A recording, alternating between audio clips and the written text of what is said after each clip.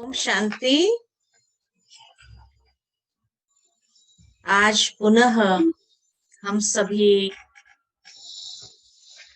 राजयोग शिविर के इस 7वें दिन के सत्र में हम सभी राजयोग के विभिन्न अवस्थाएं कौन सी है इस विषय पर देखेंगे और समझेंगे भी, क्योंकि हम सभी बहुत अच्छे से कल इस बात को समझ चुके। राजयोग का आधार विधि क्या है उसको तो समझा कि किस तरह राजयोग के अंदर सर्वप्रथम हमें स्वयं को आत्म भाव में स्थित करना है। स्लाइड्स। और इसीलिए हम सभी ये बात आज समझेंगे कि राजयोग की विभिन्न अवस्था क्या है। कल हम सभी ने ये देखा कि मनुष्य की याद के लिए भी मुख्य रूप से 4 आधार है। सर्वप्रथम परिचय, और परिचय के साथ संबंध, संबंध के साथ स्नेह प्यार, और चौथा है प्राप्ति। आज ईश्वर के साथ अगर हमारा मन नहीं लगता है तो उसका कारण कहीं ना कहीं हमारे में स्नेह की कमी है। ईश्वर से हमारा इतना प्यार ही नहीं है तो मन लगेगा कहां से। प्यार हो और मन न लगे ये कभी नहीं हो सकता है। लेकिन आज के युग में अगर देखें तो ईश्वर के साथ हमारी याद किस आधार पर है। सबसे पहला आधार जो ईश्वर के साथ का है वो है स्वार्थ। आज मनुष्य को जब कुछ चाहिए, कुछ अप्राप्ति महसूस हो रही हो जीवन के अंदर, तो अवश्य उस समय भगवान को याद करना आरंभ करेंगे। और अगर वो प्राप्ति हो गई तो कभी कभी तो हम धन्यवाद भी नहीं करते हैं। दुनिया में कोई व्यक्ति हमें मदद करता है तो हम कितना थैंक्स उसका मानते हैं, लेकिन परमात्मा जो उस प्यार में इतना भोला होकर के पिघल जाता है और हमें वो प्राप्ति का अनुभव भी करा देता है, उसके बाद हम भूल जाते हैं। तो जहां स्वार्थ पूरा हुआ कि वो विस्मृत हो गया। तो आज दुनिया में मनुष्य ईश्वर को या तो स्वार्थ के आधार पर याद करता है, या दूसरा आधार डर, या तो डर होता है, भय होता है, इसीलिए याद करते हैं। आज मान लो कि एक व्यक्ति माला फेर रहा है, उसने जीवन के अंदर ये निश्चय किया हुआ है कि मुझे रोज 5 माला जरूर फेरनी है। और 5 माला करते करते मान लो कि किसी दिन बहुत कार्य सामने आ गया तो 5 माला नहीं हो पाई। अब नियम है तो सोचेगा भगवान कहीं नाराज न हो जाए, तो रात को जागकर दूसरों को डिस्टर्ब करके वो 5 माला जरूर पूरी करनी है। कोई कहे भाई कल 10 कर लेना, तो कहते नहीं आज ही करना होगा, कहीं भगवान नाराज न हो जाए हमसे, श्राप न दे दे। कहने का भावार्थ ये है कि डर के आधार पर क्यों याद करते हैं। कभी किसी ने सही कहा है कि ईश्वर को याद करो प्रेम से करो, डर से नहीं। Don't be God fearing children, be God loving children. तीसरा आधार है ईश्वर को याद करने का, वो है शिकायतों भरी याद है। क्योंकि शिकायतें हैं आज।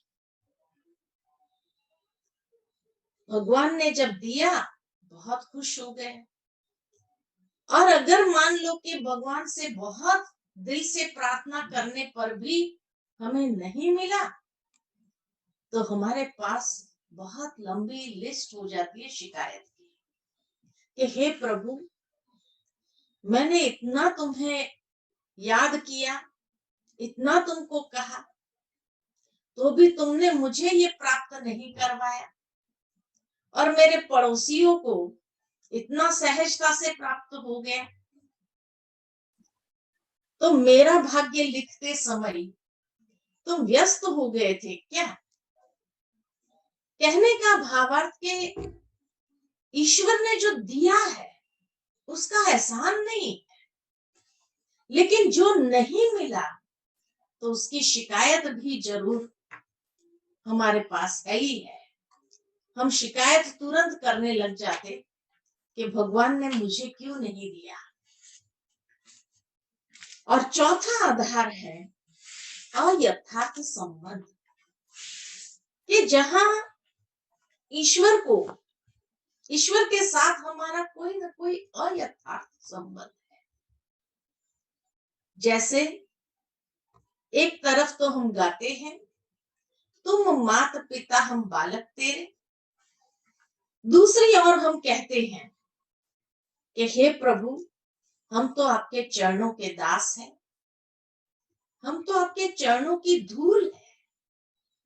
अब सबसे पहले तो मुझे ये निश्चित करना होगा कि वो क्या है। क्या मैं उसका बच्चा हूं और वो माता पिता है, या वो मालिक है और मैं उनके चरणों का दास हूं? क्योंकि दोनों संबंध एक साथ में नहीं होता है। दोनों संबंध एक साथ नहीं हो सकते। या तो बच्चे होंगे या तो दास होंगे। क्या बनना उचित लगता है? आज मान लो कुछ बच्चे बाहर खेल रहे हो और कोई व्यक्ति आता है और पूछता है कि भाई ये गाड़ी किसकी है। बाहर एक गाड़ी खड़ी है और पूछा कि ये गाड़ी किसकी है, तो जिस बच्चे के पिता की गाड़ी होगी वो तुरंत खड़े होकर कहेगा मेरी गाड़ी है। क्यों? कोई प्रॉब्लम है?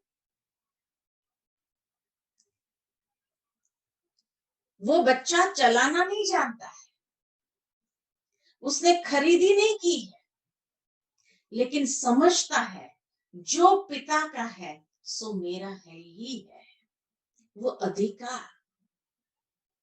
और वही अगर ड्राइवर भी खड़ा हो और उस ड्राइवर से पूछा जाए ये गाड़ी किसकी है, तो कहेगा मालिक की है। खुद चलाते हुए भी अपनी नहीं समझ सकता है। ये अंतर है।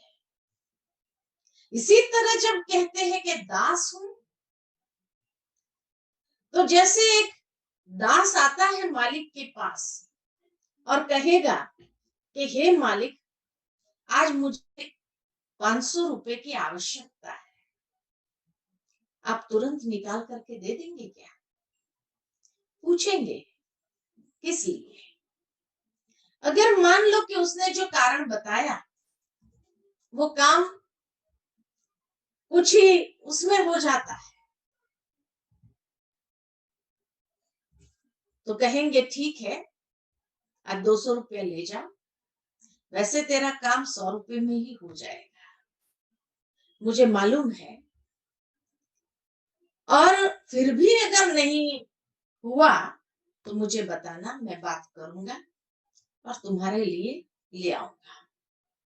हम पूरा 500 रुपए निकाल के नहीं दे देते हैं। और वहीं अगर बच्चा आया और उसने कहा कि मुझे 100 रुपए की आवश्यकता है, आप शायद पूछेंगे भी नहीं बच्चे को किस लिए चाहिए, 100 रुपए की तो बात है।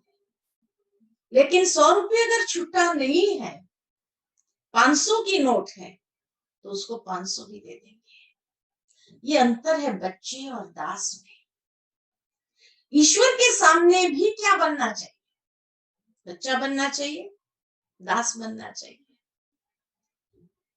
दास बनने से, मांगने से आधा मिलेगा, कभी नहीं भी मिलेगा। लेकिन बच्चा बन जाओ, और बच्चा अगर सुपात्र है,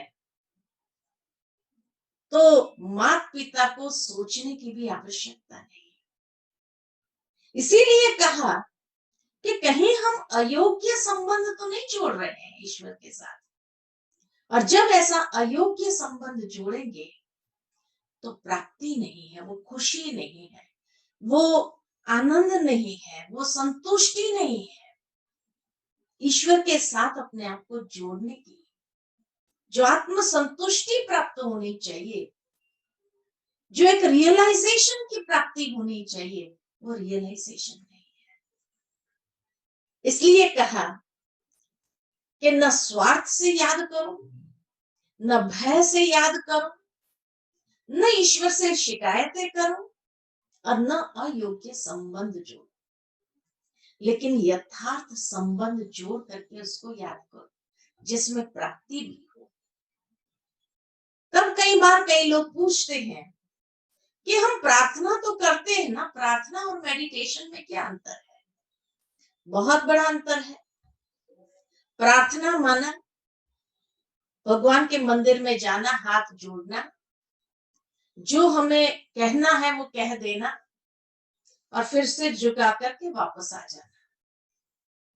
हम खड़े नहीं रहते हैं कि क्या वो भी मुझे कुछ कह रहा है, नहीं, वो टाइम नहीं है। लेकिन मेडिटेशन मानना जहां हम कुछ बोले, उसके बाद मन को शांत करो, सुनो, वो भी मुझे कुछ कह रहा है। इसीलिए कहा prayer means talking to God and meditation means listening to God. जहां हम उनका सुनते हैं कि वो मुझे क्या कह रहा है, और उस की बात को समझना। तभी कहा जाता silence is the best form of communication. कि जहां हम शांति में रहते हैं, मन को शांत करते हैं, तो हम ईश्वर की बातों को सहजता से सुन सकते हैं, और बहुत सुंदर महसूसता भी होती है। तो प्रार्थना और मेडिटेशन में यह अंतर है। कई बार हम अपनी प्रार्थना नहीं बोलते हैं, किसी और की प्रार्थना, उसी को ही रट लिया है। किसी और ने अपने मन के भाव जो व्यक्त किया, उसी को ही हम भी रट लेते हैं। अब जब वो मेरी प्रार्थना है ही नहीं, तो वो भावनाएं भी मेरी कहां से होगी? वो जागृत होती ही नहीं है ईश्वर के प्रति। इसीलिए प्रार्थना करने के बाद भी जो खुशी मिलनी चाहिए, वो नहीं मिलती है, क्योंकि हमने किसी और के मन के भाव को व्यक्त किया। जरूरी नहीं मेरे मन के अंदर भी वही भाव थे, नहीं। वो एक कहानी याद आती है कि एक ग्वालबाल था, गैया चराने जाता था जंगल में, अकेला होता था, क्या करे सारा दिन। तो रोज भगवान से कुछ न कुछ बातें करता रहता था, मन ही मन। जो भाव उसके मन में आते थे, उस भाव को लेकर के वो चलता था। अब एक दिन ऐसा हुआ, गैया को लेकर के गया, जंगल में एक खुला मैदान जैसा आया, वहां छोड़ दिया।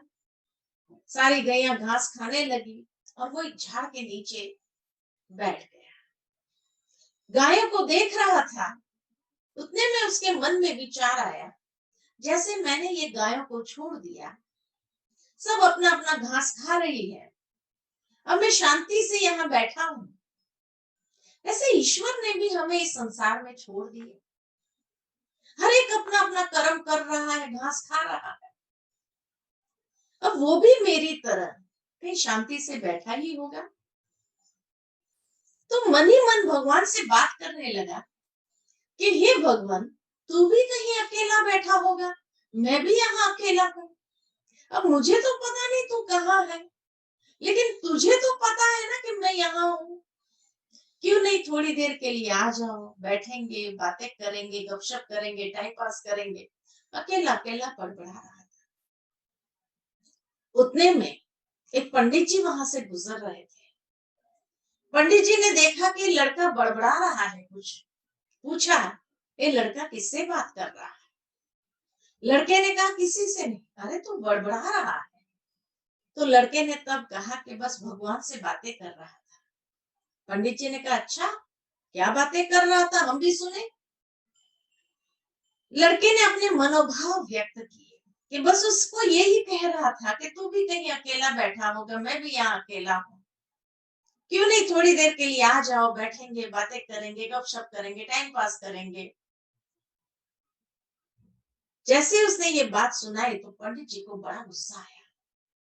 कहा, तुमको पता है भगवान कौन है और ऐसी बातें करता है? पाप लगेगा। भगवान कोई टाइम पास करने के लिए है क्या? गपशप करने के लिए है क्या? बड़ा गुस्सा किया। लड़के ने कहा, पंडित जी, मुझे तो ऐसा ही आता है, मैं तो ऐसी ही बातें करता हूँ। रोज जंगल में अकेला होता हूँ, किससे बात करूं? तो मेरे मन में जो भाव आते हैं वो मैं उससे बात करता हूँ। पंडित जी ने कहा, ऐसी बातें नहीं होती है, पाप लगेगा। लड़के ने कहा, फिर कैसे बात करना चाहिए, आप मुझे सिखाएंगे? पंडित जी ने कहा, ठीक है, बैठो, मैं सिखाता हूँ। और पंडित जी ने शास्त्र का कोई श्लोक रटाना चालू किया उसको। अब वो अनपढ़ बच्चा, उसको संस्कृत क्या मालूम, एक एक शब्द रटाते रटाते उसको 2 घंटे लगे पूरा श्लोक रटने में। दिमाग फिर भी अच्छा था, उसने रट लिया 2 घंटे के अंदर। पंडित जी ने कहा, अब ऐसे बातें करनी चाहिए भगवान के साथ। कहा, ठीक है, ऐसे ही बातें करूंगा। और वो उस श्लोक को रटना चालू कर दिया। अब पंडित जी ने देखा कि अभी बराबर रट रहा है, उठ करके जाने लगे। गए, मंदिर पहुंचे और मंदिर पहुंच करके भगवान से प्रार्थना की कि हे प्रभु, आज मैंने एक बच्चे को तेरे से बात करने की सभ्यता सिखाई। उतने में एक आकाशवाणी हुई कि तुमने जो किया ना वो ठीक नहीं किया। कहा, ठीक नहीं किया, क्यों? कहा, वो बच्चा रोज जंगल में आता था, कभी क्या बात करता था, कभी क्या बात करता था। मैं भी उसका इंतजार करते रहता था कि आज ये बच्चा आकर मेरे से क्या बात करेगा। लेकिन आज से तू जो उसको रटा के आया है ना, वो वही रटी रटाई बातें बोलता रहेगा, जिसका मतलब भी वो नहीं समझता है और जिसको सुनने में मुझे कोई इंटरेस्ट नहीं। कहीं हम भी वही रटी रटाई बातें तो नहीं कर रहे ईश्वर के साथ, किसी और के मन के भाव की बातें कर रहे हैं जो हमारे मन के भाव है ही नहीं। मेडिटेशन माना दिल से बातें करो, जो मन में भाव आए वो भाव रख के बातें करो, यही मेडिटेशन। इसीलिए कहा, कोई भी कर सकता है, बच्चा भी कर सकता है, तो बुजुर्ग भी कर सकता है, हर कोई कर सकता है। दिल से बातें करना नहीं आती है क्या? कई लोग सोचते क्या बातें करना चाहिए ईश्वर के साथ, अरे कुछ भी करो। एक बार एक छोटा बच्चा 5 साल का चर्च में पहुंच गया और चर्च में देखा पादरी जी हाथ जोड़ करके होठ फड़फड़ा रहे थे, कुछ अंदर बोल रहे थे। वो बच्चा नकल करने में होशियार होता है। बच्चा भी वहां बाजू में जाके खड़ा हो गया, हाथ जोड़ लिया और होठ फड़फड़ाने लगा, अंदर ही अंदर कुछ बोलने लगा। पादरी जी का ध्यान गया, पता नहीं लड़का क्या बोल रहा है, लगातार बोल रहा था। जैसे ही पादरी जी ने पूरा किया कि बच्चे ने भी पूरा कर दिया। पादरी जी को बड़ी जिज्ञासा हुई, पूछा, बच्चा तुमने भगवान से क्या बातें की? बच्चे ने कहा, आपने क्या किया? कहा, मैं तो प्रेयर कर रहा था। बच्चे ने कहा, मैं भी प्रेयर ही कर रहा था। पादरी जी ने सोचा, इतनी लंबी कौन सी प्रेयर किया? पूछा बच्चे को, कौन सी प्रेयर किया? बच्चे ने पूछा, आपने कौन सी प्रेयर किया? पादरी जी ने अपनी प्रेयर सुना दी। बच्चा मुस्कुराकर बोलने लगा, मैं तो एबीसीडी बोल रहा था। पादरी जी ने कहा, भगवान के सामने एबीसीडी थोड़ी बोलनी होती है। कहा, ये तो पता नहीं एबीसीडी बोलनी चाहिए या नहीं बोलनी चाहिए, लेकिन इतना जरूर मालूम है कि आपकी प्रेयर में भी वही 26 अक्षर एबीसीडी के ही थे, मेरी प्रेयर में भी वही 26 अक्षर एबीसीडी के ही थे। आपकी प्रेयर में शायद ढंग से लगे हुए थे, मैंने सीधी सीधी बोल दी और उसको कह दिया, जैसे अच्छा लगे लगा लेना और समझ लेना। भगवान को कौन प्यारा लगेगा? कौन प्यारा लगेगा? इसलिए कहा कि भगवान के साथ जो भी मन का भाव आए जिस दिन, उस भाव के साथ आप बात कर सकते हैं। तब कई बार कई लोग पूछते हैं कि मेडिटेशन माना विचार शून्य हो जाना क्या? नहीं, विचार शून्य नहीं होना है, विचार करना है। बहुत सुंदर सुंदर विचार, अच्छी भावनाओं के साथ वो विचार करने हैं, क्योंकि विचार शून्य व्यक्ति हो नहीं सकता है। सच पूछा जाए तो विचार शून्य हम नहीं हो सकते।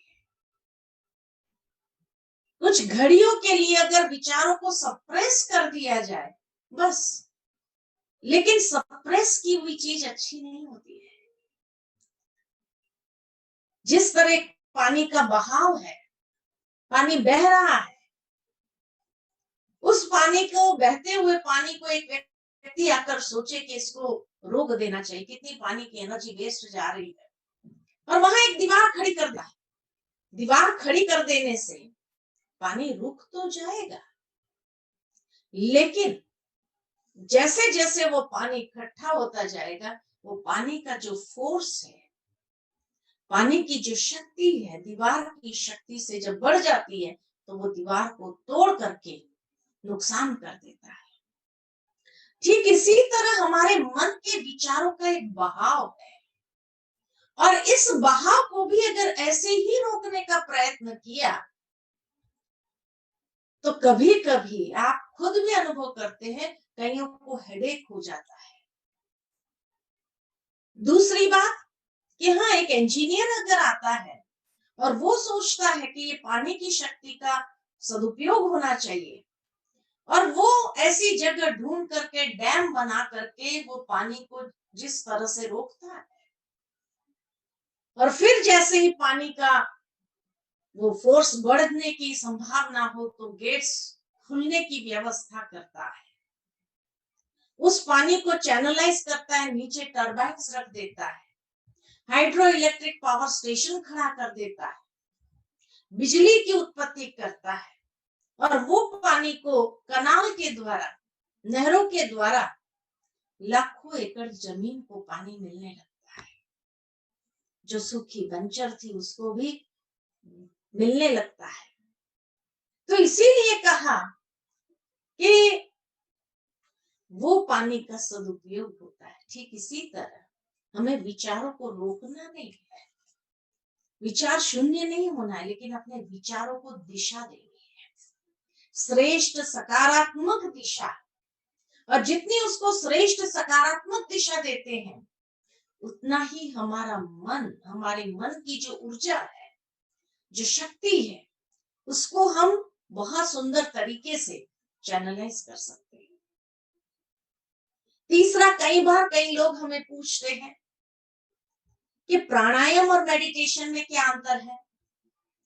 प्राणायाम शारीरिक स्वास्थ्य के लिए उत्तम है, मेडिटेशन मन के स्वास्थ्य के लिए अति उत्तम है। इसीलिए दोनों अच्छा है शरीर के लिए। मन का स्वास्थ्य भी जरूरी है तो तन का स्वास्थ्य भी जरूरी है।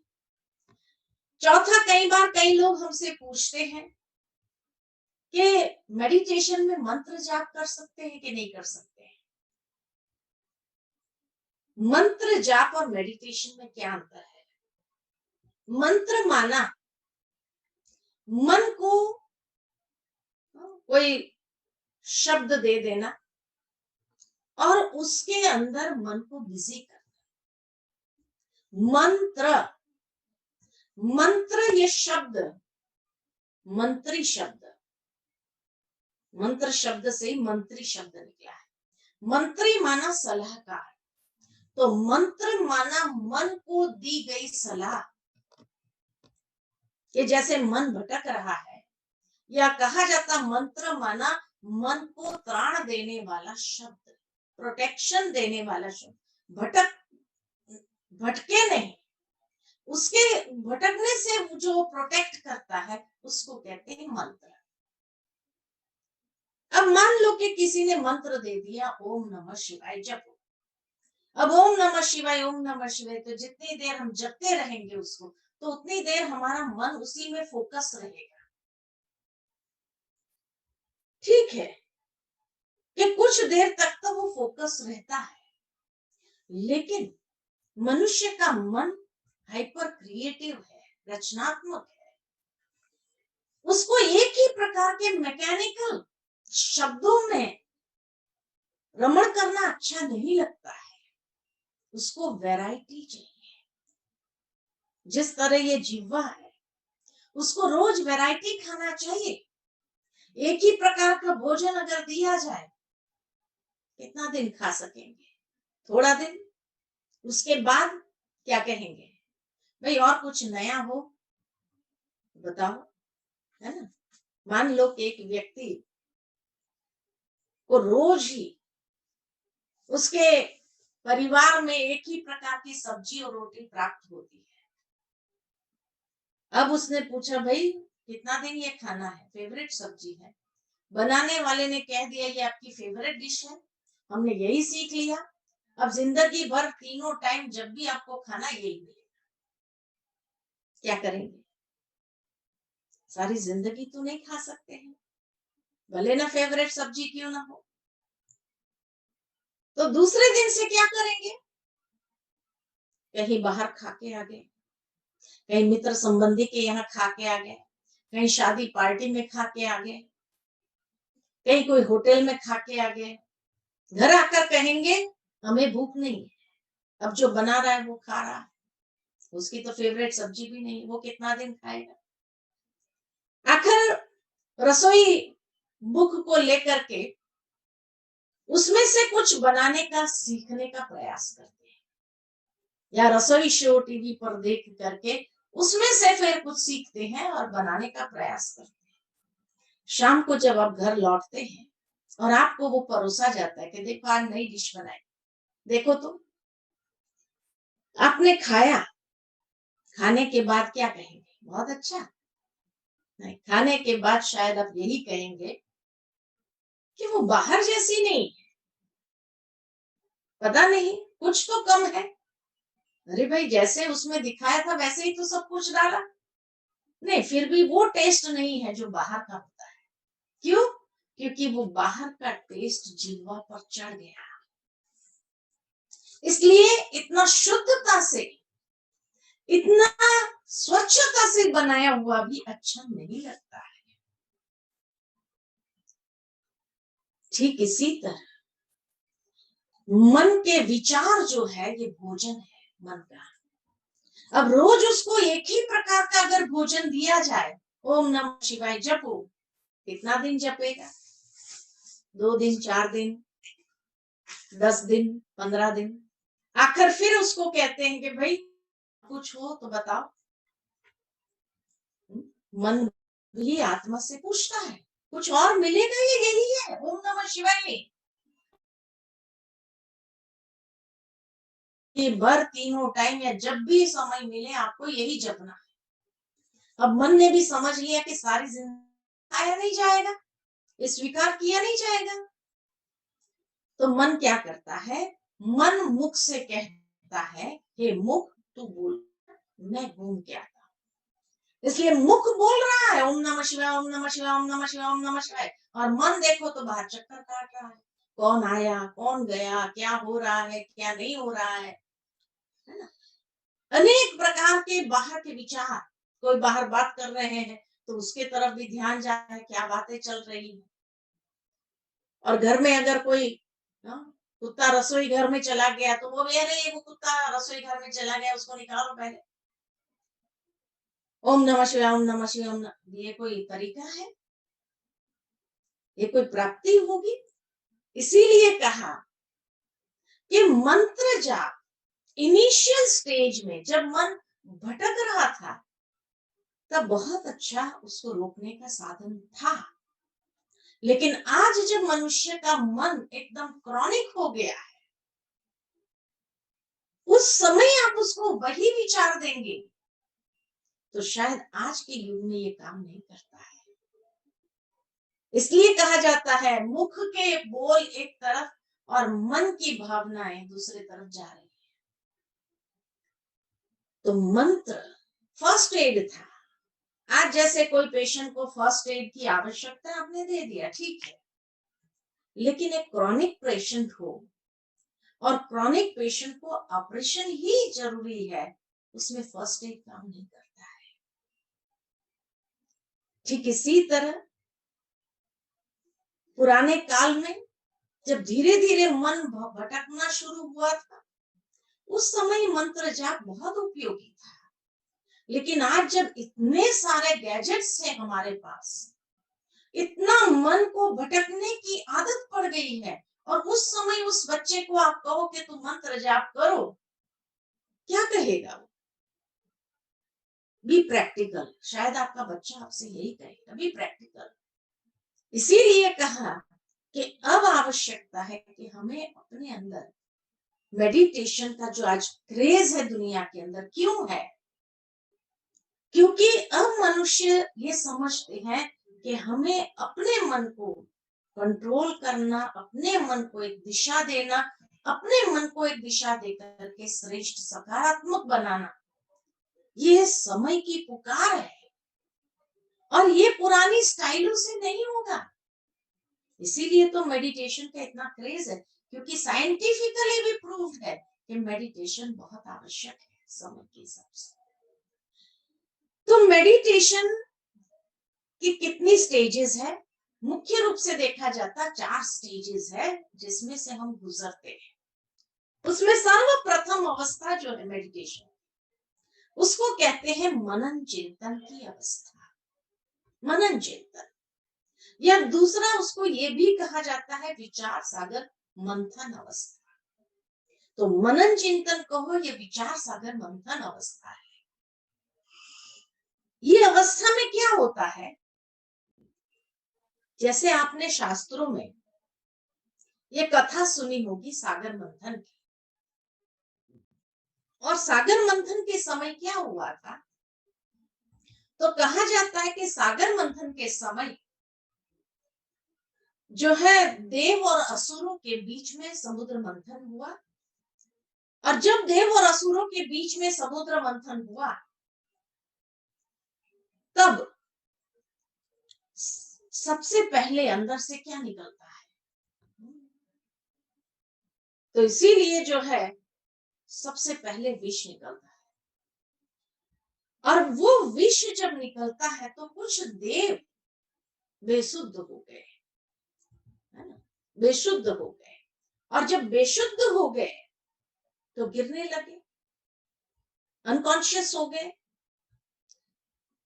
और असुरों में जोर बढ़ता जा रहा था।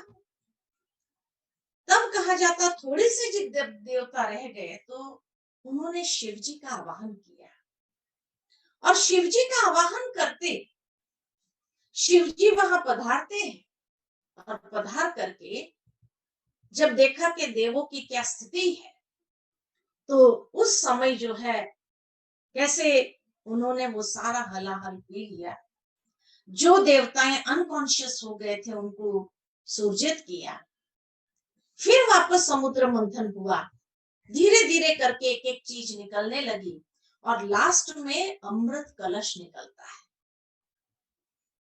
ये कथा है, लेकिन वास्तव में ये मेडिटेशन की प्रथम अवस्था है। भावार्थ, हमारा मन जो है ना, उसकी कंपैरिजन समुद्र के साथ की गई है। क्यों समुद्र के साथ की गई है? कि जैसे समुद्र इतना विशाल है कि समुद्र के अंदर कभी भी ऐसी कोई क्षण नहीं होती जब आप पूरा प्रतिबिंब देख सके। इतना शांत समुद्र कभी नहीं होता है। छोटी छोटी लहरें भी चलती ही रहती है, एकदम शांत हो गया हो, प्रतिबिंब जिसमें दिख सके, ऐसा समुद्र में कभी नहीं होता है। नदी में होता है, तालाब में होता है, लेकिन समुद्र में कभी भी आप प्रतिबिंब नहीं देख सकते। छोटी छोटी लहरें चलती रहेगी कंटिन्यू। कभी कभी बड़ी बड़ी लहरें उठती है और कभी देखो तो तूफान खड़ा हो जाता है। तो हमारा मन भी सागर की तरह है। क्यों? क्योंकि हमारा मन कभी भी शांत नहीं होता है। छोटे छोटे विचार भी चलते ही रहते हैं, कंटिन्यू विचार चलते रहते हैं। कभी कोई प्रॉब्लम आ गया, समस्या आ गई, परिस्थिति आ गई, तो बड़ी बड़ी लहरें उठने लगती हैं, मन बहुत विचलित हो जाता है। और कभी देखो तो तूफान खड़ा हो जाता है मन के अंदर। इसलिए मन की कंपैरिजन सागर के साथ की गई है। इतना विशाल है हमारा मन, सागर की तरह।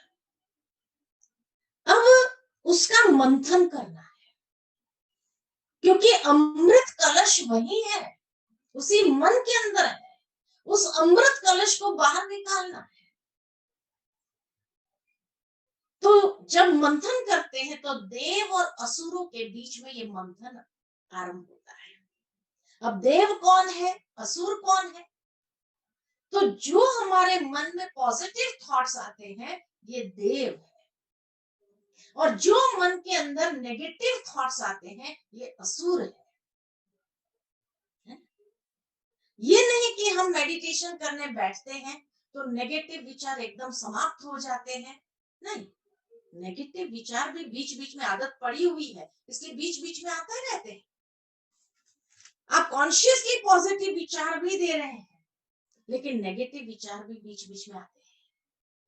तो ये समुद्र मंथन हो रहा है दोनों के बीच में। अब सबसे पहले क्या निकलता है? विष निकलता है। कल किसी का प्रश्न था, उस प्रश्न का भी जवाब है इसमें कि सबसे पहले विष निकलता है, और वो विष क्या करता है? देवों को बेशुद्ध कर देता है, अनकॉन्शियस कर देता है। तो इसी तरह हमारे भीतर से भी कभी कभी नेगेटिविटी का जहर निकलने लगता है, और वो इतना ज्यादा होता है कि हमारे जो पॉजिटिव विचार है वो एकदम जैसे समाप्त होने लगते हैं। और तब कभी कभी ऐसा लगता है कि पता नहीं अब क्या होगा, पॉजिटिव विचार हमारे मन में तो चलते ही नहीं। कई लोग कहते हैं कि हम तो मेडिटेशन करने बैठते हैं, पॉजिटिव सोचने का प्रयत्न करते, थोड़ी देर चलता है और फिर नेगेटिव विचारों का तूफान इतना अंदर से आ जाता है। जो पॉजिटिव, हमें तो मेडिटेशन हमारे से तो होगा ही नहीं, हमारा मन कंसंट्रेट होता ही नहीं है। It's not an overnight process कि आज आपने सीखा माना कल से शुरू हो जाएगा, ऐसा नहीं होता है। ये समुद्र मंथन में सबसे पहले जहर ही निकलता है। अंदर में जो नकारात्मकता भरी हुई है, इतने जन्मों की भरी हुई है, वो निकलेगा तो जरूर। जैसे कोई भी चीज को आप विलो तो क्या होता है, विलोना शुरू करो तो नीचे की चीजें ऊपर आएगी या नहीं आएगी? तो इस तरह कई जन्मों से जो हमने भरा हुआ है संस्कार के रूप में, वो विचार के रूप में, तब वो विचार उभरते हैं। आप सोचेंगे लेकिन पहले तो कभी मुझे ऐसे विचार नहीं आते थे, अभी मेडिटेशन करने समय क्यों आते हैं? ये नहीं कि नहीं आते थे, आते थे। लेकिन उस समय हमने उसको स्वीकार कर लिया था कि नेगेटिव विचार आना ये स्वाभाविक है, मनुष्य है। मनुष्य को नहीं आएंगे तो किसको आएंगे? और इस तरह से स्वीकार कर लिया था हमने, एक्सेप्ट कर लिया था। अब जो एक्सेप्ट किया हुआ है मन के अंदर, तो जरूर वो ऊपर ऊपर तो आएगा, विष के रूप में ऊपर तो आएगा। और जब ये विष ऊपर आता है तो उस समय कई लोग घबरा करके मेडिटेशन ही छोड़ देते हैं। नहीं, छोड़ो नहीं, ये अच्छी साइन है। और इसीलिए जब ऐसे नेगेटिव विचार ज्यादा आते हैं तो उस समय क्या करो, आप शिव जी का आवाहन करो, परमात्मा शिव का आवाहन करो, और वो शिव आकर के आपका सारा वो हलाहल, वो नेगेटिविटी का जहर जो है वो पी लेगा, वो स्वीकार कर लेगा। फिर आप चालू करो, और जैसे ही फिर आप चालू करते हैं तो क्या होता है, फिर धीरे धीरे अपने विचारों में ही, माना वो नेगेटिव विचार जितने भी है, जो नेगेटिव भावनाएं हैं, वो शिव जी को अर्पण कर दो, समर्पित कर दो। आप सोचेंगे परमात्मा को कैसे ही बुरे विचार हम समर्पित करें? नहीं, कर दो, करना ही होगा। क्योंकि अगर आप वापस अंदर ले लेंगे तो फिर मेडिटेशन नहीं होगा। अर्पित कर दो, जो विचार आते हैं अर्पित कर दो। इसलिए आपने देखा होगा शिव जी के मंदिर में जब जाते हैं ना, कौन से फूल चढ़ाते हैं? अख के फूल, धतूरे के फूल, जो सबसे जहरीले माने जाते हैं, उसको चढ़ाते हैं। ये फूल ये यादगार है कि प्रैक्टिकल जीवन में भी हमने जो नकारात्मकता थी वो अर्पित किया ईश्वर को, तो ये अर्पित करो, वो स्वीकार कर लेगा। और उसके बाद आपका मन धीरे धीरे साफ होने लगेगा। वो देवताएं जो है उसको पुनः परमात्मा शिव सुरजित करेंगे। अच्छे विचार फिर आरंभ करो, फिर से ये सागर मंथन करो, तो धीरे धीरे आप देखेंगे अपने विचारों में एक परिवर्तन, एक एक चीज निकलती जाएंगी, और अंत में वो अमृत कलश भी भीतर से ही निकलेगा।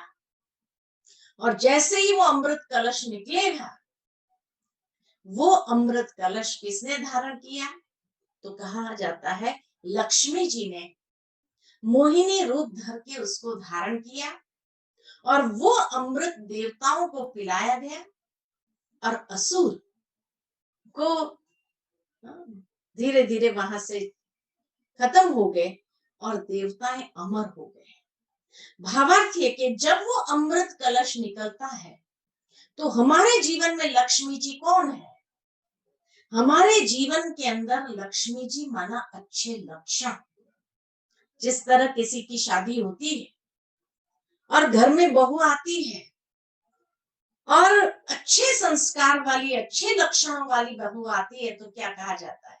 सुलक्ष्मी आई है। और अगर बुरे लक्षणों वाली आ जाए तो क्या कहते हैं? कुलक्ष्मी आई है। ठीक इसी तरह हमारे लक्षण को, जैसे वो पॉजिटिविटी हमारे लक्षण उसको स्वीकार करते हैं, धारण करते हैं, ग्रहण करते हैं, तब धीरे धीरे वो पॉजिटिव विचारों को उससे नरिश करते हैं, और पॉजिटिव विचार अमर हो जाते हैं, और तब से लेकर के फिर नेगेटिविटी सारी जीवन में से खत्म हो जाती है। तो ये है राजयोग की प्रथम अवस्था, विचार सागर मंथन। इसलिए डरो नहीं, कभी भी नेगेटिव विचार आते हैं, ये निकलेंगे, अंदर से निकलने दो उसको, शिव जी को अर्पित कर दो, जितना है शिव जी को अर्पित कर दो, फिर वापस शुरू करो। एक दिन आपके अंदर से भी वो अमृत कलश निकलेगा, और तब आपका मन बड़ा प्रसन्न शांत महसूस करेंगे आप, बहुत सुंदर आपको अनुभव होगा। जिस तरह एक वैद्य होता है ना, वैद्य भी जब दवाई देता है, कोई आयुर्वेदिक वैद्य, मानो किसी को चमड़ी की बीमारी हो, तो वैद्य जब दवाई देता है तो क्या कहता है कि ये दवाई लगाने से पहले बीमारी बढ़ेगी। क्यों? क्योंकि वो जड़ से निकल रही है। बढ़ेगी तो आप डरना नहीं, निकल जाने दो, जड़ से निकल जाएगी। आप इसको अप्लाई करते जाओ, जब संपूर्ण निकल जाएगी उसके बाद ये स्किन एकदम साफ हो जाएगी। ठीक इसी तरह हमारे अंदर भी जब मेडिटेशन आरंभ करते हैं तो नेगेटिव विचार कभी कभी बढ़ जाएंगे, कोई हर्जा नहीं। शिव जी को अर्पित कर दो, अर्पित करके फिर मेडिटेशन शुरू करो। आप देखेंगे आपके विचारों में एक बहुत सुंदर परिवर्तन धीरे धीरे आता आता वो अमृत कलश जरूर निकलेगा। दूसरी स्टेज है इस राजयोग की, जिसको कहा जाता है रूह रूहान अवस्था। रूह रूहान माना आत्मा रूह है, रूह की परमात्मा के साथ एक दिल की वार्तालाप। और ये दिल की वार्तालाप कब होती है? जब हमारा ईश्वर के साथ यथार्थ संबंध जुड़ा। कौन से संबंध हम ईश्वर के साथ जोड़ सकते हैं? तो अक्सर हम लोग प्रार्थना में गाते हैं, त्वमेव माताश्च पिता त्वमेव, त्वमेव बंधुश्च सखा त्वमेव, त्वमेव विद्या द्रविणम त्वमेव, त्वमेव सर्वम मम देव देव। गाते हैं ना ये प्रार्थना कि त्वमेव माताश्च पिता, के पहला संबंध ईश्वर के साथ माता पिता और बच्चे का जोड़ सकते हैं। दूसरा संबंध त्वमेव विद्या द्रविणम, अर्थात वो परम शिक्षक भी है, हम उसके स्टूडेंट हैं, विद्यार्थी है। जैसे ही बच्चा बड़ा होता है, स्कूल जाने लगता है, तो उसका टीचर के साथ एक संबंध होता है। तीसरा संबंध है सतगुरु के साथ, और गुरु और शिष्य का संबंध भी बहुत सुंदर है, जहां एक भावना ये रहती है कि हमें गुरु का आशीर्वाद मिल जाए, वरदान प्राप्त हो जाए। त्वमेव बंधुश्च सखा त्वमेव, कि जहां ईश्वर को बंधु सखा भी बना सकते, खुदा दोस्त भी बना सकते हैं अपना, और उसको अपना प्रियतम बना सकते हैं। सर्व संबंध उस परमात्मा के साथ हम जोड़ सकते हैं। जैसे मीराबाई ने उसको प्रियतम के रूप में देखा, तो प्रियतम का संबंध भी उसके साथ जोड़ सकते हैं। और सर्वम मम देव देव, सर्व संबंध, जहां ईश्वर को अपना बच्चा भी बना सकते हैं। जो भी संबंध जोड़ना चाहे वो संबंध उसके साथ जोड़ सकते। किसके साथ? मम देव देव, अर्थात जो सभी देवों का भी देव है, उस शिव के साथ हम ये सभी संबंध सहजता से जोड़ सकते हैं।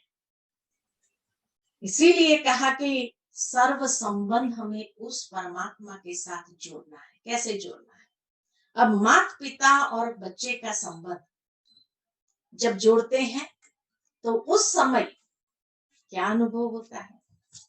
आज अगर मैं आपसे कहूं कि आप अपने साकार शरीर के माता पिता को याद करो, सहज है या मुश्किल है? आप कहेंगे सहज है। अच्छा, माता पिता को जब याद करते हैं तो क्या सोचते हैं? सोच में पड़ जाएंगे, क्या सोचते हैं, उनको कैसे याद करते हैं? कई लोग कहते हैं बस उनके गुणों को याद करते हैं, उन्होंने किस तरह से हमें पाला ये याद करते हैं।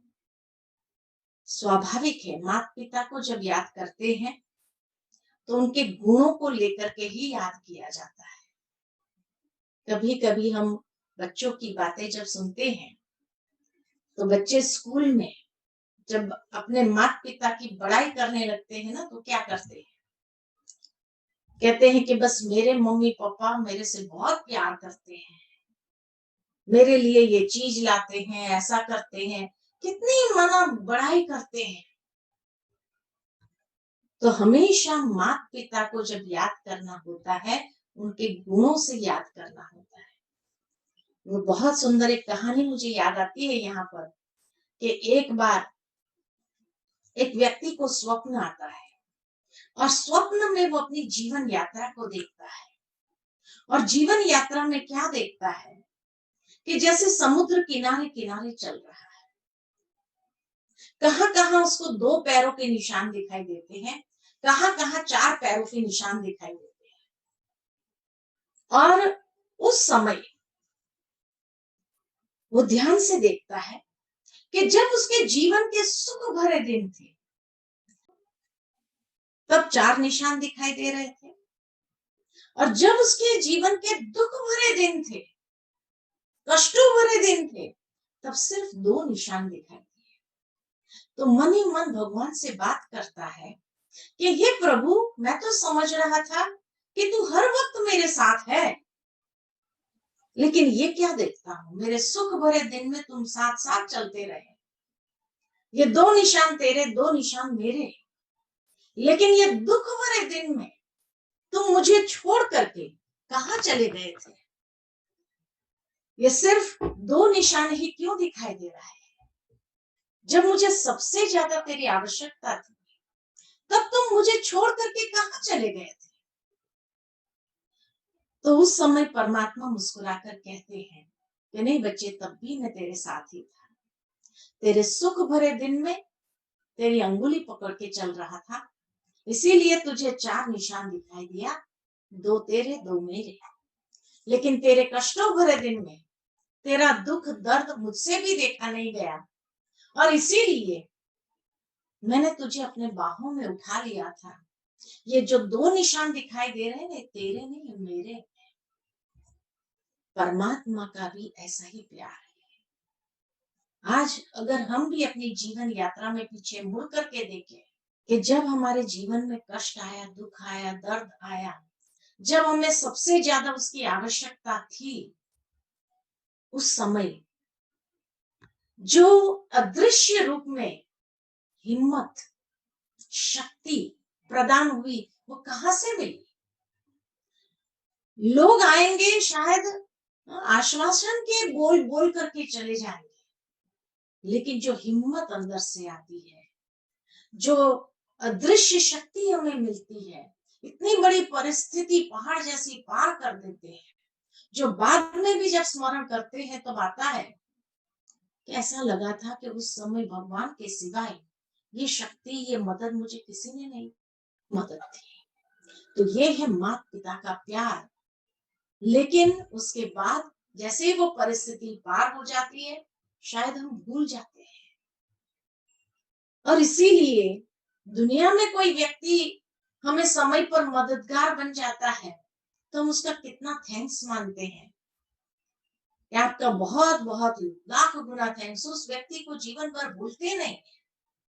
और ईश्वर हमें जो इतनी अदृश्य शक्ति हमारे अंदर भरते हैं, इतनी हिम्मत भरते हैं, इतनी बड़ी परीक्षा से हम बाहर निकल आते हैं, और उसके बाद भी हम उसको भूल जाते हैं। कैसी विडंबना है। दूसरा, परमात्मा के साथ का जो संबंध है वो है टीचर का। टीचर को कैसे याद करते हैं, जो उसने हमें सीख दी है, जो शिक्षा दी है, जो लेसन सिखाए हैं, उसी आधार पर। अब परमात्मा जो परम शिक्षक है, उसका शिक्षा देने का तरीका कोई क्लासरूम वाला नहीं है कि क्लासरूम में बैठ करके हमें पढ़ाएगा, वो तरीका नहीं है। लेकिन जीवन की परिस्थितियों के द्वारा हमें सिखाता है, अनुभवी बनाता है, मैच्योर बनाता है। इसीलिए किसी ने कहा कि मैंने ईश्वर से शक्ति मांगी, उसने मेरे सामने प्रॉब्लम्स दे दिए सॉल्व करने के लिए, और जब वो प्रॉब्लम्स को सॉल्व करते करते मैं अनुभवी हो गया। ये ईश्वर का तरीका है सिखाने का। तो वो परम शिक्षक, विद्या द्रविणम, साथ ही साथ वो परम सतगुरु भी है। और परम सतगुरु के रूप में वो हमें अनेक प्रकार की कसौटी पर कसता भी है। जैसे गुरु अपने शिष्य को निखारने के लिए अनेक कसौटी पर कस करके उसको योग्य बनाता है, और उसके साथ उसको आशीर्वाद भी देता है, वरदान भी देता है।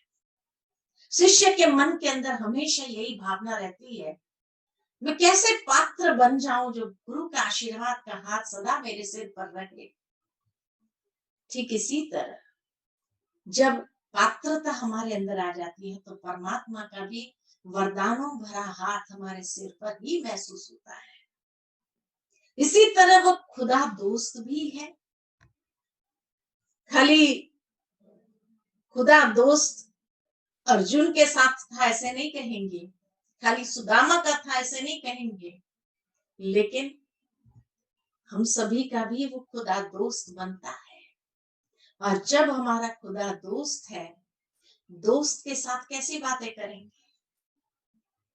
जो भी दिल की बातें हैं, और किसी को नहीं सुनाएंगे, माता पिता से छिपाएंगे, टीचर से छिपाएंगे, गुरु को भी नहीं बताएंगे, लेकिन कई ऐसी दिल की बातें होती है जो हम अपने दोस्त को जरूर सुनाते हैं।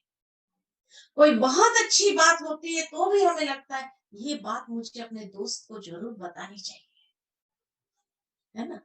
इतना प्यार होता है। तो इसी तरह मन के अंदर कोई भी अच्छी बात आए, कोई भी बहुत सुंदर बातें आप अपने जीवन में अनुभव करो, आप अंदर में यही विचार करो कि ये बात मुझे अपने दोस्त को जरूर सुनानी है।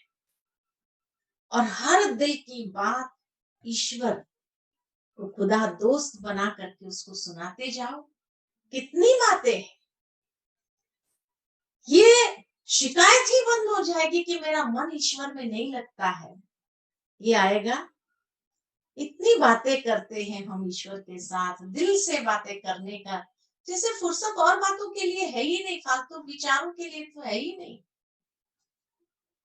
उसी को ही अपना प्रियतम बना दो। प्रियतम में जिसके साथ प्रेम होता है, वहां पर कुछ वायदे होते हैं, है ना? जब 7 फेरे लेते हैं लोग, तो उस समय क्या होते हैं? वायदे होते हैं। ठीक इसी तरह परमात्मा हमारा परम प्रियतम है। मीराबाई ने भी उसके साथ वो संबंध जोड़ा और उसका अनुभव किया, और क्या हुआ? जहर का कटोरा अमृत बन गया। ठीक इसी तरह ईश्वर को अपना प्रियतम बना दो, और प्रियतम बना करके उसके साथ हर सारी बातें शेयर करो, उसको सुनाओ, तो कभी कभी जहर जैसी परिस्थिति वो भी अमृत हो जाएगी। ये है उसका प्यार। और कभी उसको बच्चा बना दो, जैसे सती अनसुईया के लिए कहा जाता है कि उसने ब्रह्मा विष्णु महेश को बच्चे बना दिए और बच्चे रूप में उसकी परवरिश की। ठीक इसी तरह ईश्वर को अपना बच्चा भी बना दो, और देखो कितना सुंदर अनुभव होता है। तो सर्व संबंधों का सुख परमात्मा से प्राप्त कर सकते हैं। और ये सर्व संबंधों के आधार पर जो बातचीत रूहान होती है, आत्मा की वार्तालाप उस परमेश्वर के साथ जो होती है, बहुत सुंदर अनुभव होगा। और जब उस प्यार में धीरे धीरे समाने लगते, जो संबंध अति प्रिय आपको लगे, वो संबंध तो आप हमेशा उसके साथ जोड़ करके रखे। एक विश्वास, वफादारी उस संबंध में जरूर हो, मतलब ना हो बस। तब तीसरी अवस्था आती है जिसको कहा जाता है एकाग्रता, जब खो जाते हैं और उस सागर में जैसे समाने वाली बात होती है। जिस तरह तैरक होते हैं ना, एकाग्रता की अवस्था किसको कहा जाता है? जैसे एक तैरक होता है, एक होते हैं स्विमिंग पूल में तैरने वाले। स्विमिंग पूल में तैरने वाले उसी में आनंद लेते हैं, दूसरे होते हैं नदी में तैरने वाले, और तीसरे होते हैं समुद्र में तैरने वाले। जो समुद्र में तैरने वाले उनको स्विमिंग पूल, नदी अच्छी नहीं लगती है। और जो समुद्र में तैरने वाले हैं ना, वो क्या करते हैं? कई होते हैं जो लहरों से टकराने वाले होते हैं, और कई होते हैं जो नाव में बैठकर दूर जाता है, और जब गहराई आती है रियल समुद्र की, तो वहां डाइव मारते हैं और डाइव मार के समा जाते हैं, इतने नीचे जाते हैं, और फिर उस दुनिया को एक्सप्लोर करते हैं, खो जाते हैं। राजयोग की तीसरी अवस्था एकाग्रता जो है, वो डाइविंग वाली अवस्था है कि जब हम ईश्वर के प्यार में समा जाए, खो जाए, एक दूसरी दुनिया में चले गए उसके साथ। और जब उस दुनिया में चले जाते हैं तो समय का एहसास नहीं होता है, कितनी देर बैठ गए, जैसे व्यक्ति व्यक्ति की याद में समा जाता है, खो जाता है, कोई किसी के प्यार में जब समा जाता है, खो जाता है, कितनी देर हो गई उसका एहसास नहीं होता है। कोई आकर के जब हिलाते हैं, अरे भाई कहाँ हो, तब होश आता है, अरे इतनी देर से मैं यहाँ बैठा था, अंधेरा हो गया, पता ही नहीं चला टाइम का। ये तीसरी अवस्था है राजयोग की। तो पहली अवस्था मनन चिंतन की या विचार सागर मंथन की, जहां थोड़ा युद्ध होता है। दूसरी फिर संबंध जोड़ लो, और संबंध जोड़ करके उसके साथ दिल से वार्तालाप शुरू करो। और तीसरा फिर उसकी यादों में समा जाओ, खो जाओ। और फिर चौथी अवस्था आती है जिसको कहा जाता अनुभूति की अवस्था, कि जब हम बहुत सहज अनुभव में होने लगते हैं, समाने लगते हैं, और इतना सुंदर वो अनुभव होता है। कल भी मैंने बताया कि अनुभव करना कोई बड़ी बात नहीं है, अनुभव करना बहुत आसान है। जैसे मान लो आप किसी मित्र के यहाँ जाते हैं, उसने आपको रात को भोजन पर बुलाया है, आप उस मित्र के पास जाकर के बैठते हैं, भोजन करते हैं, भोजन करने के बाद आप ऐसे गपशप करते करते टाइम कितना निकल गया पता नहीं चला, और जब आपको होश आया, अरे 12 बज गया, पता ही नहीं चला रात को। अब आप कहते हैं मुझे घर जाना है। मित्र ने कहा कि अरे घर में भी कोई नहीं है, यहाँ भी कोई नहीं, मैं भी अकेला हूँ, तुम वहां अकेला है, क्यों नहीं आज यहीं सो जाओ, कल सुबह निकल जाना। कहा नहीं नहीं नहीं, मैं चला जाता हूँ, 10 मिनट का ही तो रास्ता है, निकल जाऊंगा, कुछ नहीं होगा। और जो है उसने कहा भी आपको इतना समय हो गया है, एकांत है, क्यों रिस्क लेना चाहिए, फिर भी आपने कहा नहीं नहीं नहीं मैं चला जाता हूं, और आप निकल गए। और जैसे ही उस एकांत वाले रास्ते पर आते हैं, है 10 मिनट का ही रास्ता, लेकिन बीच में एक ऐसा स्थान आता है जो बिल्कुल एकांत होता है, और एकांत वाले रास्ते पर आते हैं और आपको लगता है कोई आपका पीछा कर रहा है, कोई आपके पीछे चल रहा है। तो पहले तो आप इग्नोर करेंगे, कोई कुत्ता होगा, बिल्ली होगा, कोई जानवर होगा, है ना, चलते जाते हैं। फिर आप सोचते हैं ईश्वर को याद करो, हे प्रभु, हाँ, या तो हनुमान चालीसा जपना शुरू करेंगे या कुछ भी जपना चालू करेंगे। लेकिन फिर आपको महसूस होता है कि जो आहट है वो कोई कुत्ते बिल्ली की नहीं है, ऐसा लग रहा है कोई व्यक्ति मेरे पीछे चल रहा है। अब आपको भय महसूस हो, ठंडी के दिन है, पसीना छूटने लगता है, और इतना पसीना पसीना हो जाता है, सारा भीग जाते हैं। आपको लगता है कोई चाकू लेकर मेरे पीछे तो नहीं चल रहा है। आप एक विजुलाइज करते हैं। एक क्षण आती है कि जब आप रुक जाते हैं और ऐसा लगता है कि जैसे हवा की तरह कोई आगे निकला। अब आपको रियल भय लगेगा, कहीं कोई भूत प्रेत तो नहीं है। अब क्या होता है, आप मुड़ करके फिर से उस दोस्त के यहाँ दौड़ करके चले जाते हैं। दरवाजा खटखटाते, उसने देखा आपको इतना पसीने में जैसे भीगा हुआ। कहा क्या हुआ, पता नहीं, आज जो मैंने डर का अनुभव किया ना, जिंदगी में ऐसे कभी नहीं हुआ। अब ये डर का अनुभव कैसे था, विचारों से। अगर विचारों से डर का अनुभव हो सकता है, विचारों से ठंडी का अनुभव हो सकता है, तो विचारों से शांति का अनुभव नहीं हो सकता है, आनंद का अनुभव नहीं हो सकता है। ये चौथी अवस्था है, अनुभूति की अवस्था। इतने सुंदर विचारों का निर्माण करो, और उन विचारों में आप जैसे जैसे समाते जाएंगे, तो उस परमात्मा के सद्गुणों के, उसके अनंत प्रेम का, आनंद का, अति इंद्रिय सुख का अनुभव होने लगे। तो ये 4 अवस्था है जिसमें से हमें गुजरना पड़ता है, हर एक को। प्रथम अवस्था से हर एक को गुजरना पड़ता है। युद्ध की जो अवस्था है उसमें से हर एक को गुजरना पड़ता है, ऐसा नहीं है कि नहीं गुजरना पड़ता है। और तब जाकर के उस मेडिटेशन का फिर धीरे धीरे आप आनंद ही आनंद लेने लगते हैं।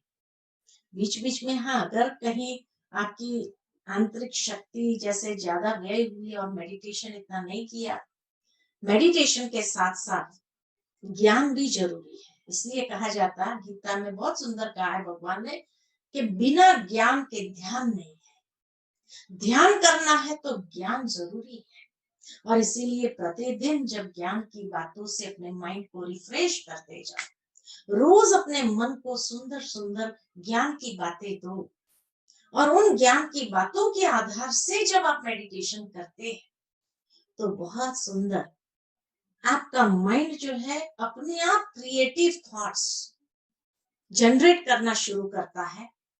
क्रिएटिविटी आपके अंदर जनरेट होने लगती है, और उसके बाद आपको दूसरे किसी कमेंट्री की आवश्यकता नहीं है। आप अपने ही मन के भावों के आधार से उस परमात्मा के साथ सहज ही अनुभव कर सकते हैं, उसकी याद में समा सकते हैं। इसलिए कहा कि प्रतिदिन जो परमात्मा की ज्ञान मुरली है, उन ज्ञान मुरली से अपने मन को सशक्त करो, भरपूर करो, और फिर उस मुरली के आधार से ही आप अपने मन के अंदर ही वैसे विचार निर्मित करो और उस परमात्मा से वार्तालाप करो। तो ज्ञान से ही ध्यान है।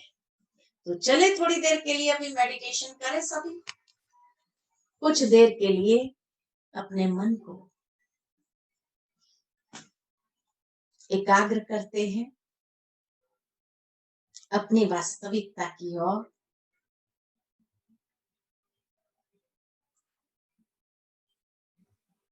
अंतर चक्षु से स्वयं को देखें। भ्रुकुटी की मध्य में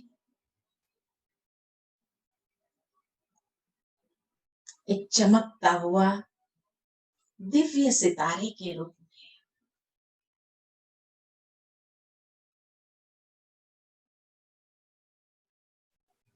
धीरे धीरे ये देह और देह की दुनिया से दूर चलते हैं अपने मन की श्रेष्ठ भावनाओं को लेकर,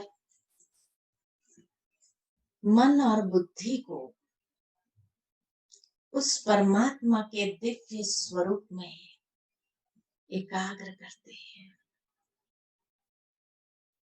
पंचतत्व की दुनिया से दूर, सूर्य चंद्र तारागण से भी पार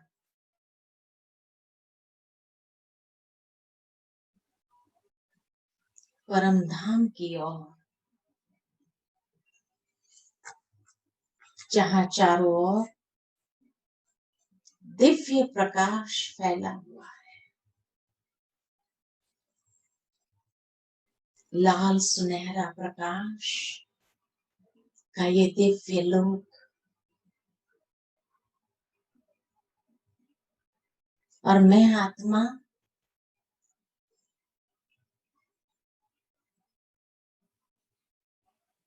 अशरीरी स्वरूप में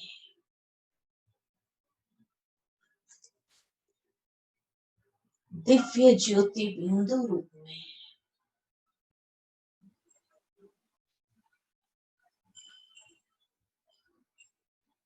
पिता परमात्मा के सानिध्य में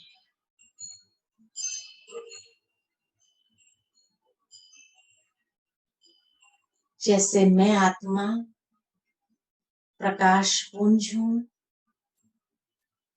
वैसे मेरे पिता परमात्मा भी प्रकाश पुंज है। परमात्मा से सर्व संबंधों का सुख मुझे प्राप्त करना है। वही मेरे माता पिता है।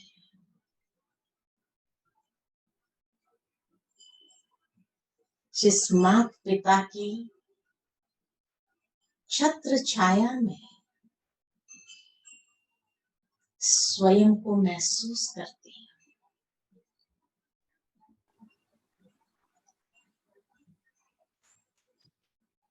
उस माता पिता के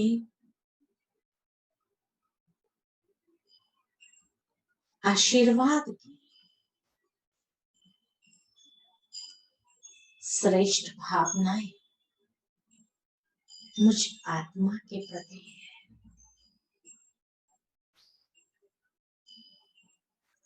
मैं कितनी न सौभाग्यशाली हूं।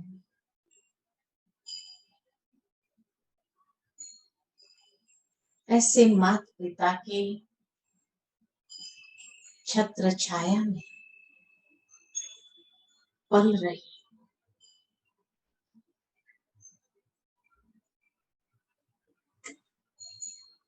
मैं आत्मा सुपात्र हूं।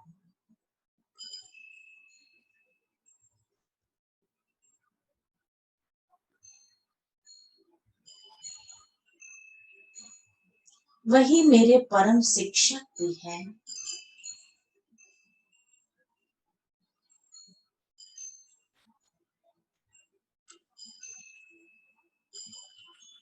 जो जीवन के अनमोल शिक्षाओं से, अनुभव से मुझे श्रृंगारित करते हैं। वही मेरे परम सद्गुरु है, जिसके वरदानों से मैं आत्मा पल रही हूं।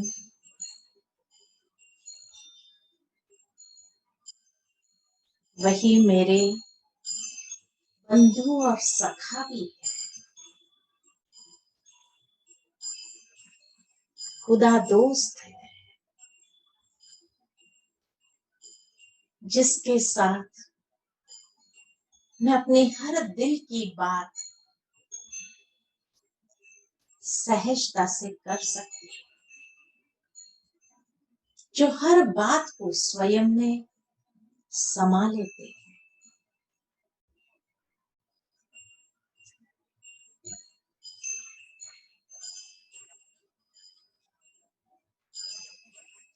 वही मेरा सच्चा प्रियतम है।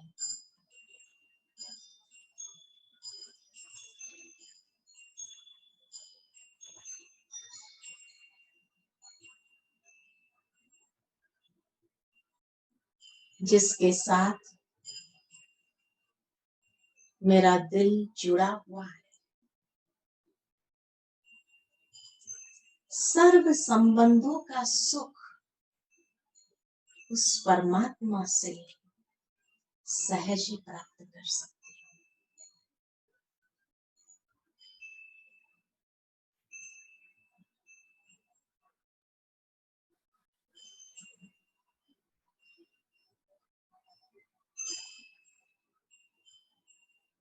धीरे धीरे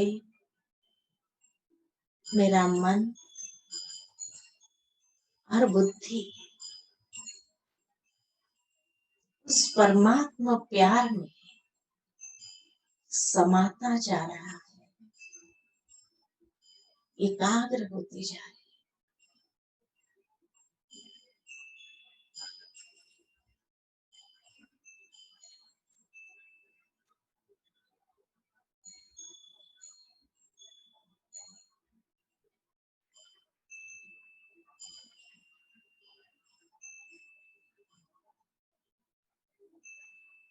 समा जाओ, हो जाओ उस परमात्मा प्रेम में।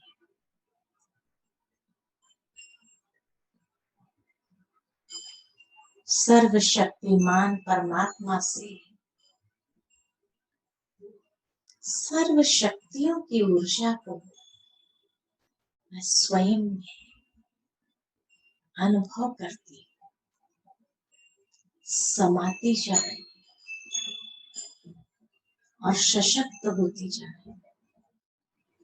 धीरे धीरे अपने मन और बुद्धि को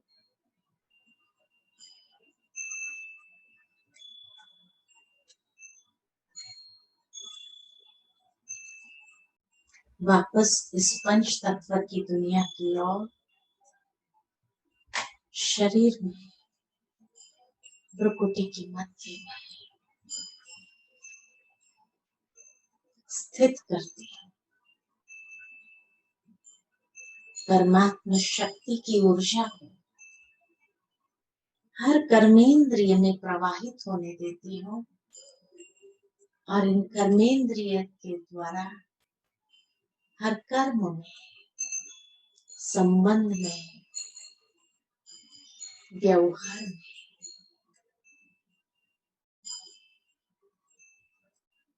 प्रवाहित करना है। ओम शांति शांति शांति। ओम शांति दीदी जी। आज का प्रश्न है, मेडिटेशन के टाइम लाल प्रकाश को ही क्यों अज्यूम करते हैं और कोई रंगों को क्यों नहीं? ऐसा है, लाल प्रकाश एक दिव्यता का प्रकाश है और इसीलिए उस दिव्यता के अनुभव की ओर हमें जाना है। इसीलिए उस दिव्यता का प्रतीक दूसरा शक्ति का प्रतीक है लाल रंग। और इसीलिए सबसे पहले तो बैटरी चार्ज करने के लिए आत्मा के अंदर शक्ति भरनी है। इसीलिए लाल रंग को विशेष, वास्तव में लाल रंग नहीं है, लेकिन वो जैसे दिव्य स्वर, दिव्य रंग जो है ये हम क्रिएट नहीं कर सकते हैं। ये फिजिकल दुनिया के अंदर दिव्य रंग नहीं ला सकते हैं।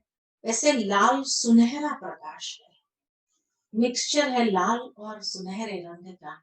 वो दिव्यता का स्वरूप है। जैसे संध्या के समय आप कभी देखो कैसी लालिमा छा जाती है, कितना सुंदर दिव्य कलर की लालिमा छा जाती है सारे आकाश मंडल में। ठीक इसी तरह वास्तव में वो दिव्य रंग को हम लाल नहीं सकते, इसीलिए लाल रंग को लगाते हैं लाल बल्ब के माध्यम से, कि भाई लाल होने से थोड़ा उस दिव्यता का आभास क्रिएट कर सकते हैं। नेक्स्ट क्वेश्चन है, आप जब मेडिटेशन कराते हैं तो हम उसको विजुअलाइज कर प्रयत्न करते हैं, लेकिन जब हम खुद से करना चाहते हैं तो हम क्या सोचें, क्या बोलें? हाँ, तो इसीलिए जैसे कहा कि खुद के जब मेडिटेशन करना शुरू करना है तो उसके लिए जैसे परमात्मा की जो ज्ञान मुरली चलती है उस ज्ञान को आप सुनो, प्रतिदिन सुनो, तो धीरे धीरे उसके अंदर से ही आप संकल्प निकाल सकते हैं खुद के लिए और उसके आधार पर आप विचार कर सकते हैं। अपने ही विचारों को क्रिएट करना। ये तो इनिशियल स्टेज में जैसे कोई बच्चे को चलाने के लिए हाथ देता है और अपनी अंगुली देता है ताकि वो गिर न जाए और चल सकता है ना। लेकिन फिर धीरे धीरे वो बच्चा खुद भी तो प्रयास करता है खड़ा होने का, कुछ पकड़ करके खड़ा होता है, कुछ आधार लेकर खड़ा होता है और चलता है। ठीक इसी तरह ये आध्यात्मिक मार्ग पर भी शुरू में हम कमेंट्री का आधार लेते हैं और उसके आधार से हम चलते हैं, जैसे उसको अनुभव में जाते हैं, लेकिन फिर धीरे धीरे खुद भी प्रयास करना है। जो भी मन के अंदर बातें आए, आप जो भी बात करना चाहे, जिस भी संबंध को लेकर के बात करना चाहो, आप सहजता से कर सकते हैं। जी दीदी। नेक्स्ट क्वेश्चन है, आज के समय अनुसार हमें अपनी बच्चियों और बहनों के लिए बहुत डर लगता है, तो परमात्मा के साथ से अब कैसे उनको सुरक्षित करें? हाँ, ऐसा है कि जब ईश्वर सर्वशक्तिमान को साथ रख करके चलो, आप कहीं पर भी बाहर जा रहे हो तो घर से निकलते समय भी आप यही सोचो और ईश्वर का आवाहन करो कि आप चलो मेरे साथ, और आवाहन करते हुए आपको मेरे साथ चलना है हर जगह, और इस तरह से साथ लेकर के चलो। और जब उनको साथ लेकर के चलते हैं तो आपको खुद ही मन के अंदर एक सुरक्षा की महसूसता आएगी। और आप सुरक्षित फील करेंगे। लेकिन आप अगर उस समय एक भय की स्थिति में आ जाते हो और फिर के भगवान मुझे बचाओ, भगवान मुझे, ऐसे जब भगवान का आवाहन ही नहीं किया है, आपने उसको पहले से अपने साथ लिया ही नहीं है, तो लास्ट मोमेंट पर जो है, हाँ, एकदम सच्ची दिल की पुकार हो तो बात अलग है। लेकिन ऐसे ही आप भय की स्थिति में हैं, आप खुद महसूस करते हैं मैं अपने आप को बचाऊं, मैं अपने आप को ये करूं। तो जैसे महाभारत के अंदर गायन है कि द्रौपदी के जब वस्त्र हरण हो रहे थे तब वो कृष्ण को पुकार रही थी, लेकिन साड़ियां जो थी ऊपर तक आती थी, सिर पर आकर के यहाँ तक रहती थी, नीचे नहीं उतर रही थी। उसका कारण क्या था कि उसने जो है वो साड़ी का पल्लू पकड़ा हुआ था और अपने आप की रक्षा करने का प्रयत्न कर रही थी। एक तरफ पुकार भी रही थी, दूसरी तरफ उसको लगा मैं खुद अपनी रक्षा करूं, ये भी भाव था। इसलिए साड़ी ऊपर तक आ रही थी लेकिन नीचे नहीं उड़ रही। लेकिन जैसे उसने वो पल्लू भी छोड़ दिया, हे प्रभु मैं अभी आपके अगर समर्पित हूँ, समर्पित हो जाती है, तब वो सारी साड़ियां अंदर में ऊपर में आ गई। कहने का भाव कि ईश्वर को साथ लेकर के चलो, मतलब से उसको याद नहीं करो, लेकिन दिल से उसको साथ लेकर के जब भी घर से बाहर निकलो, आप उसको कहो चलो बाबा आप हमारे साथ चलो, और आप महसूस करेंगे, है ना।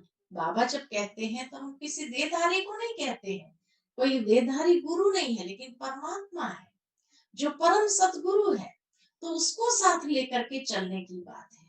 और जब उसको साथ लेकर के आप चलेंगे तो आप हमेशा अपने आप को फील करेंगे जैसे आप सुरक्षित दीदी जी, कभी-कभी मेडिटेशन करते हेडेक फील होता है, तो इसका क्या कारण है? का कारण जैसे मैंने आपको बताया कि आप जो है विचारों को एकदम रोकने का प्रयत्न करते हैं, विचारों को रोकना नहीं है। आप सोचते हैं मैं आत्मा स्वरूप में स्थित हो जाऊं, माना कोई विचार नहीं आना चाहिए, और उस इतना जैसे स्ट्रेस ले लेते हो उस बात का भी, तो जरूर है हेडेक तो होगा। इसलिए स्ट्रेस नहीं है, आप नेचुरल रहो। जैसे किसी व्यक्ति को याद करते हैं तो आप जैसे स्ट्रेस में नहीं आ जाते हैं, लेकिन नेचुरल प्रेम से याद करते हैं, ऐसे ही आप परमात्मा को भी बहुत प्रेम से याद करो। दीदी जी, जब लाइफ में बहुत तिरस्कार, नफरत मिला हो, तो ऐसे में अब अपना सेल्फ रिस्पेक्ट या कॉन्फिडेंस वापस कैसे लाएं? ऐसा है कि परमात्मा ने जो हमें सेल्फ रिस्पेक्ट के, स्वमान के शब्द कहे हैं, उस स्वमान को महसूस करना कि हमारे साथ कौन है।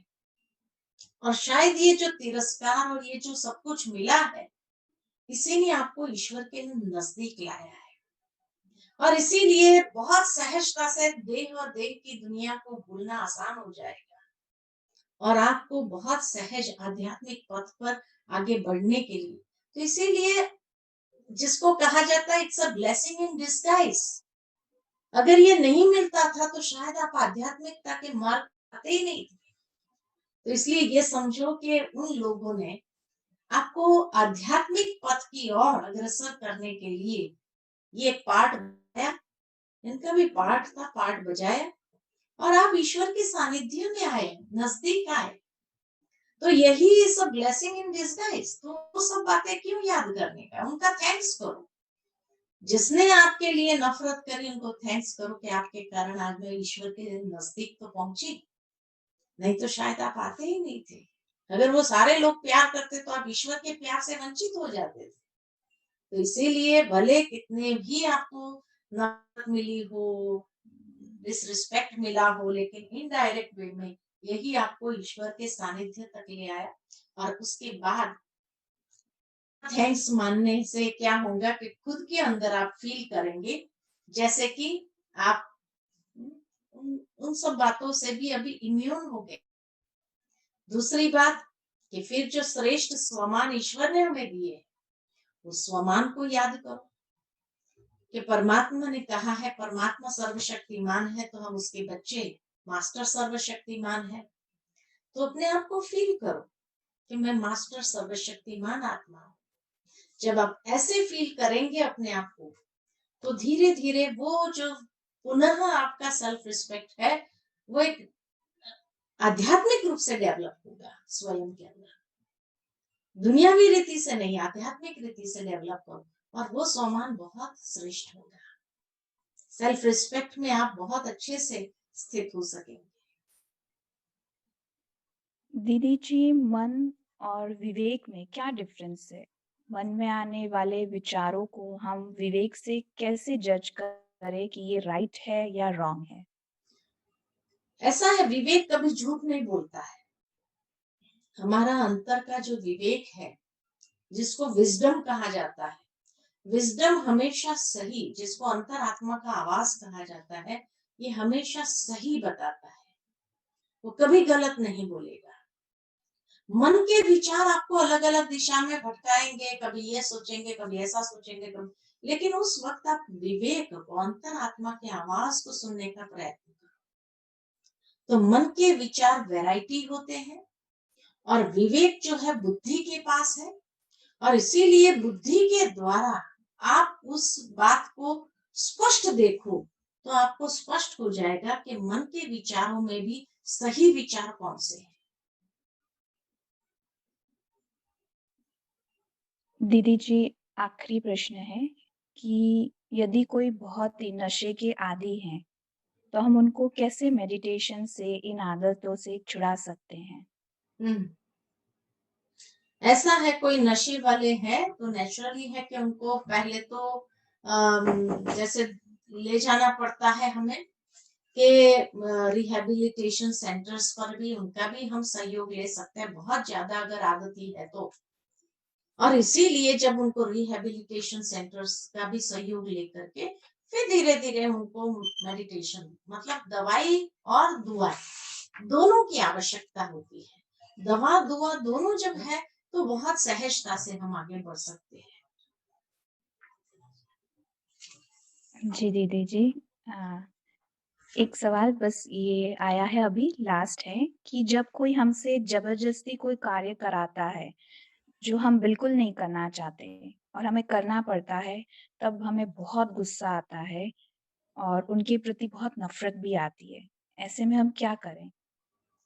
ऐसा है कि इसीलिए मैंने कल कहा था कि आप अपना पॉजिटिव ऑरा इतना बढ़ा दो कि वो व्यक्ति की हिम्मत ही ना हो आपको कहने के लिए कि ये गलत काम आप करो।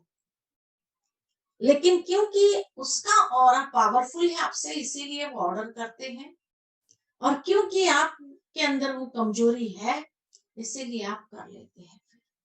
इसलिए अपनी बैटरी को इतनी चार्ज करो, आप आध्यात्मिक पर्सनैलिटी अपनी इतनी विकसित करो, वो खुद भी जब देखेगा कि ये आध्यात्मिक मार्ग पर है और इसको बोलना उचित नहीं है, ये अंदर से उसको फील होगा, और वो फिर धीरे धीरे आपको नहीं कहेगा, किसी और व्यक्ति को ढूंढेगा।